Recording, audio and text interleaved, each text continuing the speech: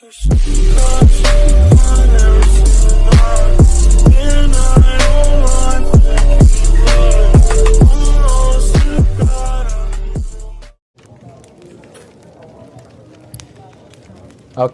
I've recorded this about 5 different times now.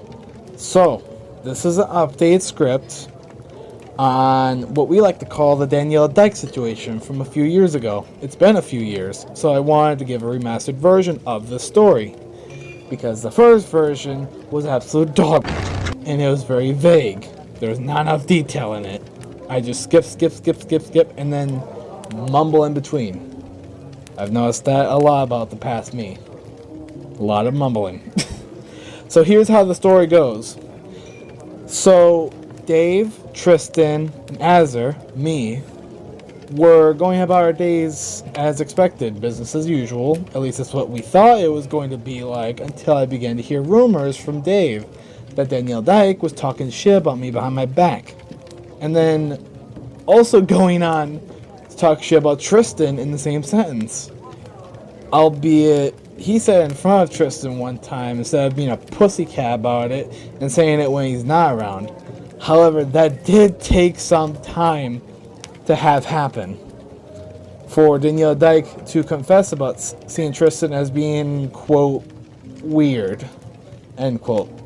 So, with these rumors and the way Daniella Dyke has been avoiding Tristan and leaving with his friends whenever Tristan joins any of the PlayStation parties, the Discord calls, Discord voice chat channels, all that stuff, I started to get irritated little by little until I just couldn't turn the other cheek and let this go on any further. I was not having it. So I told Tristan, after finding out this guy Trey and Daniella Dyke were buddies, that I was going to make a YouTube video calling out both of them on their BS. I mostly called out Trey because I wanted to get his attention so that he could drag Daniella Dyke like a dog on a leash into a party chat on our PS4s, which worked out in the end.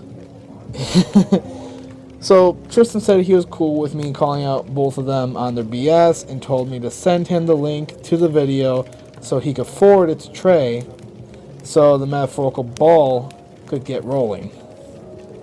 I did as he said, and within the next few hours, if not the next day, I get a spammed influx of comments in my notifications box for YouTube from Trey himself and Daniella Dyke saying they want to hash this shit out in a PlayStation party chat, as Trey was not cool with me using his name on a public platform like that and putting words in his mouth that were not his. I was like, I bet. So what time do you want to meet up and do this thing? Trey responded by saying, quote, tonight, end quote. So around the time period of give or take 8-10 o'clock at night, we all joined this party, right?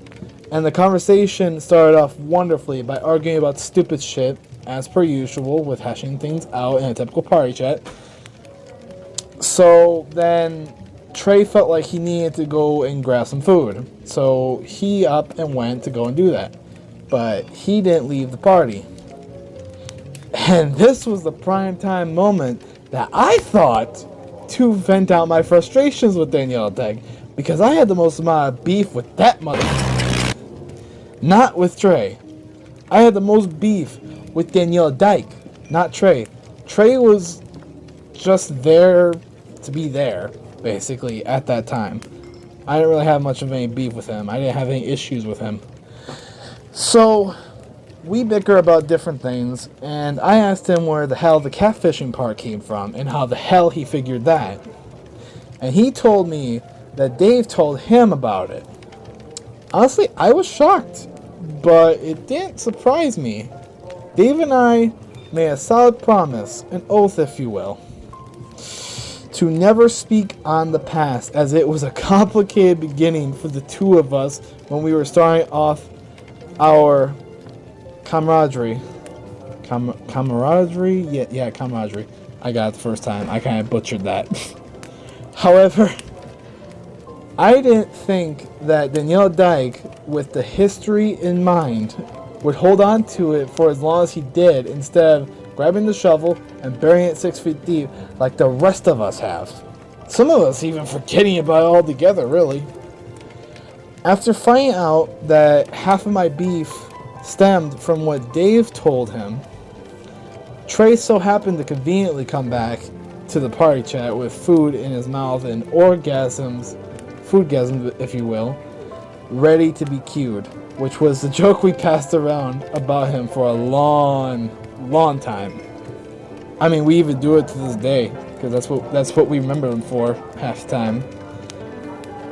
But this was around the time when I did pipe down quite a bit, because I felt a lot of pressure weighing down on me, as this was not a 1v1 when he entered the room, but a 2v1.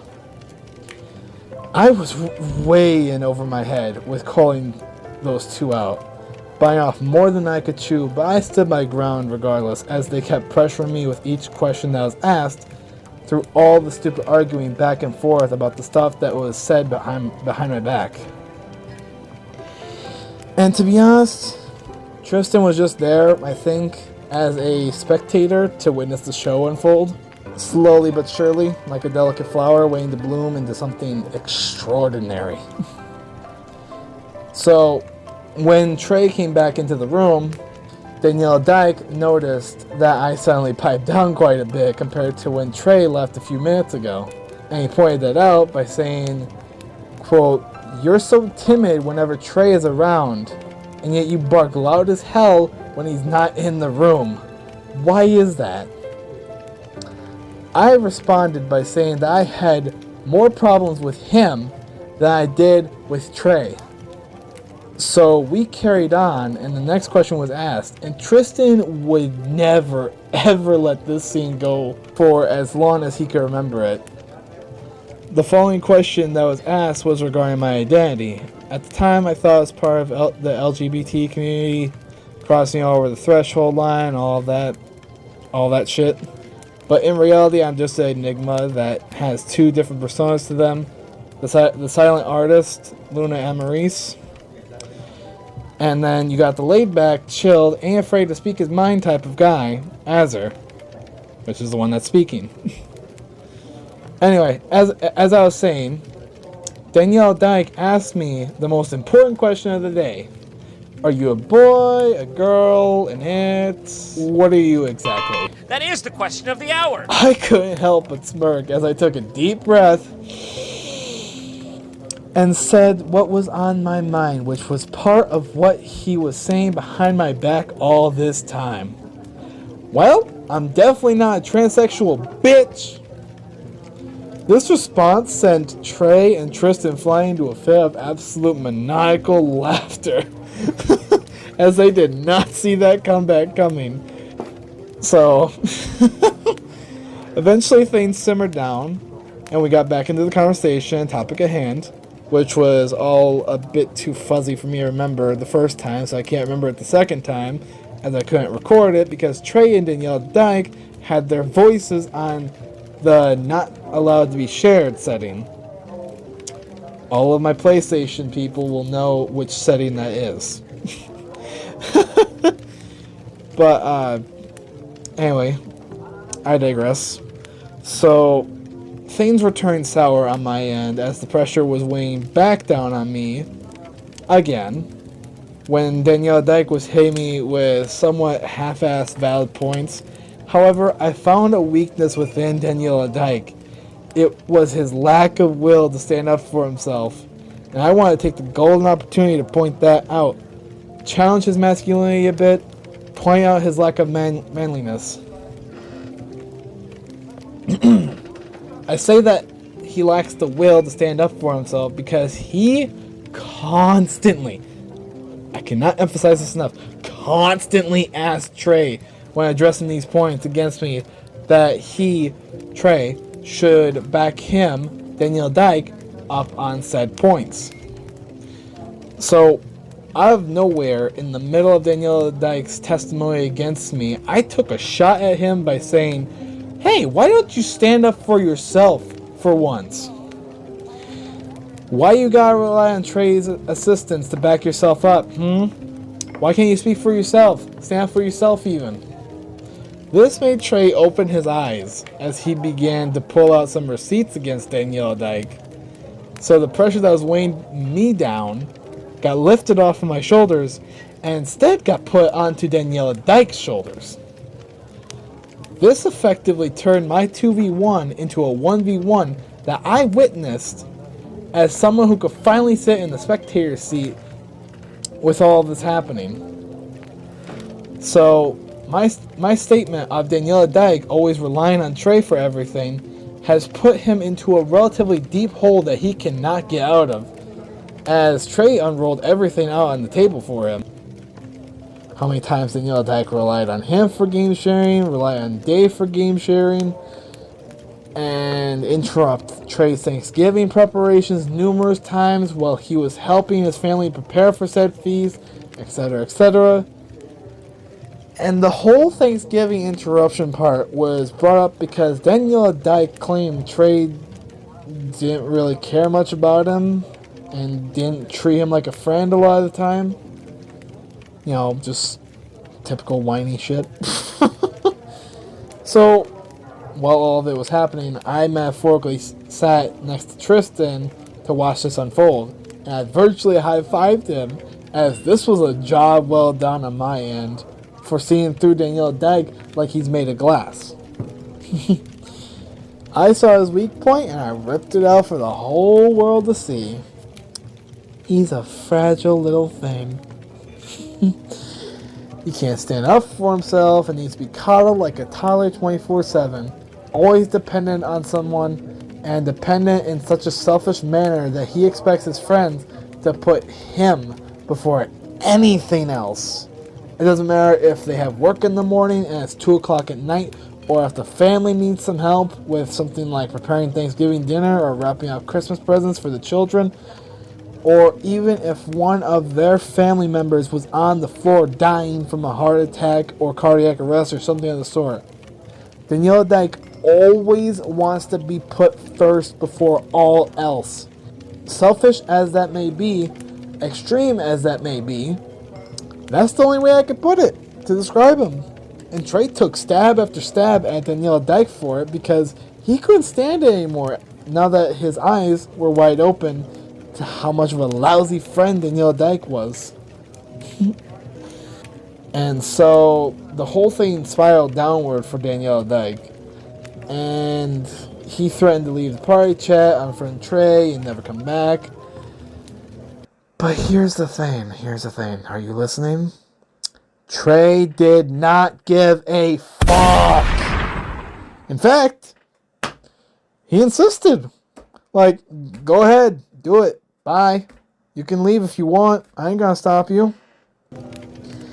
And this wasn't what Daniella Dyke wanted. It wasn't a part of his list of expectations for how Trey should have responded. Effectively, Daniella Dyke wanted Trey to turn into a pleading bitch and say, "Oh no, please don't go. Please stay. Don't leave us." And all of this did not work. It did not work. All the guilt tripping and trying to make Trey feel bad did not work. He did not fucking care. If Daniella Dyke wanted to leave and be gone for good, then that's on him. It's his choice to make, and Trey wasn't going to beg him to stay or convince Daniella Dyke to change his mind on whether he was going to leave or not. Although, midway through the 1v1 that Tristan and I were watching, apparently Trey's brother, Jordan, joined the party chat to see what was going down. So Tristan and I informed him briefly on what was going down, and that added fuel to the fire. The kind of fuel that Tristan and I wanted in the first place to keep the show entertaining while it was still running. But anyway, all of us backed Trey up on his point for Daniella Dyke leaving, where we agreed before this hashing out session even started that any of us could leave. None of us would stop you. You'd have that freedom of choice to leave. we wouldn't turn into a pleading bitch or try to convince you to change your mind on leaving. None of that. And so the conversation extended for a long period of time, but in the end, we all told Daniella Dyke that we cannot cater to all of his wants and desires every second of the day, because we all got a life to live, buddy. We all got a life to live. We can't be there every second of the day for you. So, for all your wants and desires. So, that was the last straw for Daniella Dyke, as he immediately up and left the party, never to be seen again. Around that time is where we all just laughed hysterically as we began talking amongst one another, and the next conversation we had did involve a bunch of shit talking right behind his back, just like he did to me, Tristan, and probably Dave a few times. He got a taste of his own medicine, and he didn't even know it because he wasn't there to witness it happen. Nor did he have any friends to hear about it from, because Trey threw his ass in the garbage after that night's party session was over. But one thing I did point out in the predecessor to this video was that Daniella Dyke did have a fair point, but his perspective was flawed. He said, and I quote, "Friends are supposed to be there for each other." Now, this statement is true, but the way that his perspective is faulty is that he thinks that friends are supposed to be the crutch that you can lean on at all times. The one person you can use at any given time, given moment in time. The one person who will drop everything, even if what they're in the middle of is practically a life or death situation, just to go and help them out. And, you know, all that stuff. I swear, where are the phantom thieves when you need them, huh? I mean, from what I can see, Daniella Dyke could use a change of heart, if I'm being perfectly honest, when reflecting on Daniella Dyke as a character. Now, the name change for him might be petty, but he's been the type of person that we love to drag in the mud, through the mud, at any possible opportunity we could get for all of the crap he put us through. He hasn't nearly earned enough respect to be addressed by his given name, Daniel. I won't say his last name for legal reasons, because I don't want to be slapped with a slander charge or defamation charge in the future for saying it. But anyway, I hope you guys enjoyed this video, and I hope you all have a good rest of your day or night whenever you're watching this. Thank you so much for your time. I'll see y'all in the next commentary I make, or commentary video I make, whenever that'll be. Anywho, later. Azure Moonlight, signing off.